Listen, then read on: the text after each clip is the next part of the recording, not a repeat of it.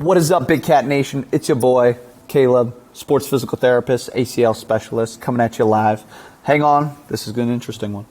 So starting off, we got an early stage ACL session breakdown. We're just going to kind of talk through what we're doing, why we're doing it, and kind of go through all the things.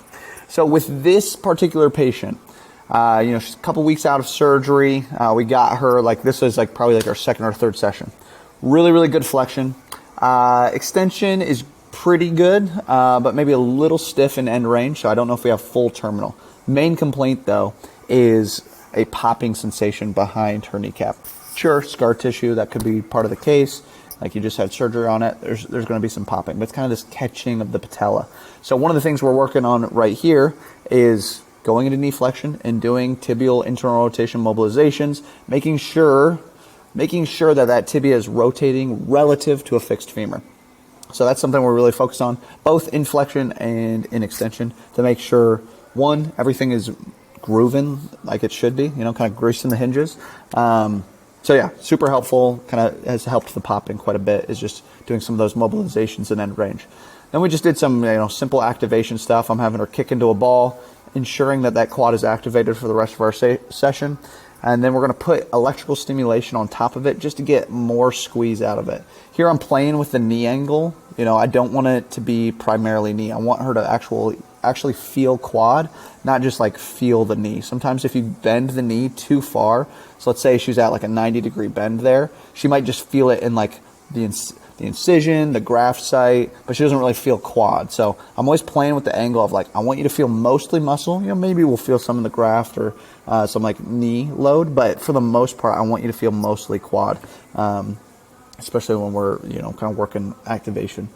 Then we kind of got into a heel heavy single leg wall sit. So the goal here is stay flat on the wall with your low back. We want the knee to come forward, and we want you really, really heavy on your heel. Again, the goal here is to activate that quad, get used to loading with a bent knee. Then we kind of went into a rear foot elevated split squat. My goal here, so she has a weight. We'll kind of walk through what we're doing here. So she has this heel wedge here at the bottom. See if we can move that. There. Well, no. Okay. So she has this heel wedge at the bottom, and the goal with the heel wedge is to obviously allow her knee to go forward more. Yes, that is true. But we also don't want her just to get pushed to her toes when that happens. We want her to stay really, really heavy on her heel.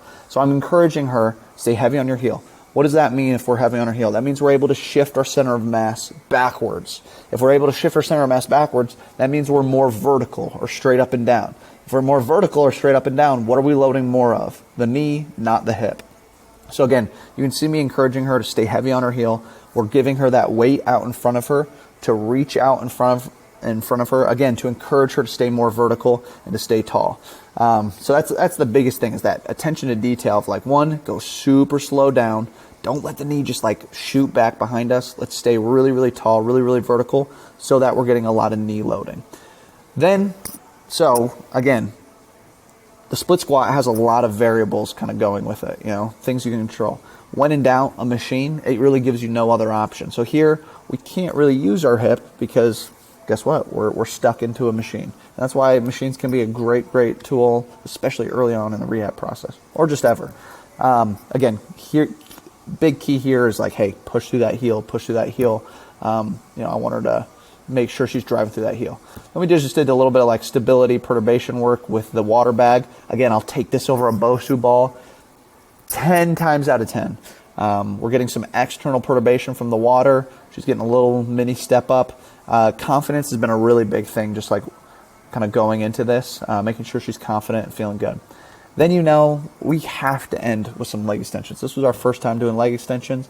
Again, we're doing them early. There's no weight on it, but our goal here is can we feel quad, or is it just knee? You can see she's kind of starting to lean back there. So one of the things I'm telling her is hey, make sure you stay nice and tall, and it's just that quad extending, not you actually leaning back, because then we start to get more hip flexor and leveraging like that. So you better believe we're killing those quads, purifying the quads as best we can. Hopefully that makes sense. Hopefully this was helpful. If it was, comment, subscribe, share with a friend. All that stuff helps. And till next time, Big Cat out.